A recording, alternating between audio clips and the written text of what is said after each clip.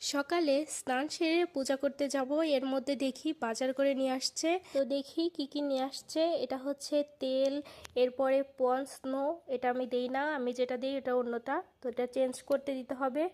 আর এইটা হচ্ছে সোয়াবিন, আর এদিকে হচ্ছে মুগ ডাউল, জিরা, ধনে গুঁড়া, আর জিরাটা গুঁড়া করে ধনে গুঁড়ার সাথে মিশিয়ে নিব। আর এটা হচ্ছে হুইল, আর এই তো মসুরের ডাউল, লবণ, ভ্যাসলিন, আর এটা হচ্ছে মেরিল। আমার তো মেরিল ছাড়া হয় না, আমার ভ্যাসলিন ভালো লাগে না।